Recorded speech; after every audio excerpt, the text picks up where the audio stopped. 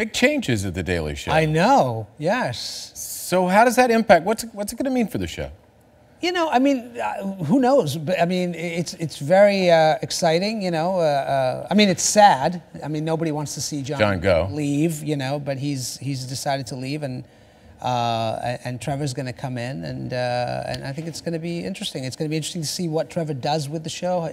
Changes, hopefully. I think he's a much more of a global sort of personality in terms of like he's been a known stand-up comedian around the world for a long time, and I think it'll bring a more of a global perspective to the show. He took some heat when this was announced about some tweets he had made, some considered anti-Semitic. What does he have to prove now going in? I mean, that's kind of tough, right? I mean, look, yes. I mean, it's not an easy chair to fill, right. Okay? People are going to have a reaction to it, and you know, this Twitter thing, you know, the only thing I can say is, like, if I was America's Therapist, I would just say, listen, calm down. Daddy's leaving, we know, and new guy's coming, it's going to be okay. And we're all having kind of like, you know, I think it's a little bit of a hysterical response to a handful of tweets that the guy did, over 8,000 tweets or something, you know, so I think it's a little bit overblown. You know the impact this show has on America. You know the impact has grown with the Stephen Colbert show as well.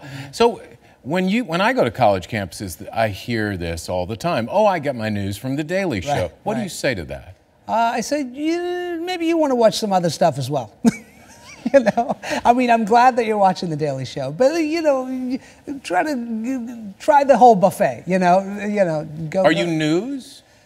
I mean, I think what we deal with is the news. Our raw material is the news. The way we handle it is through the lens of comedy.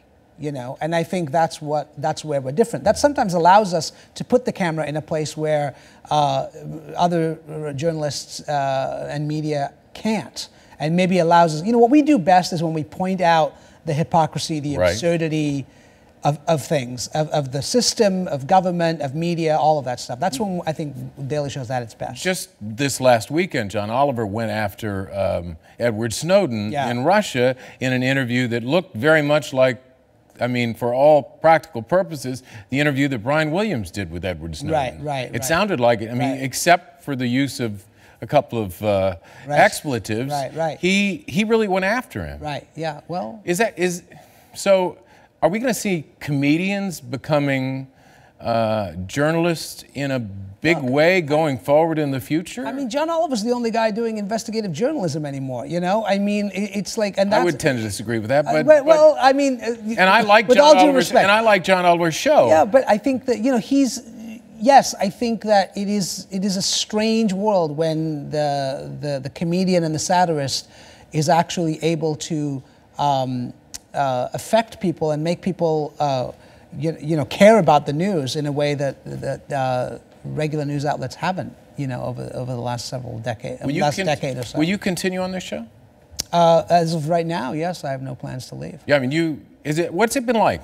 What's this ride been like for you being on this show, and what did it mean for you? It's been great. I mean, look, the truth is, I've been working on The Daily Show part-time for the last year because I've got a show on HBO that's coming out this summer called The Brink, and so. But it's been great. I mean, it's been the most amazing gig. You know, John has been an amazing boss to have.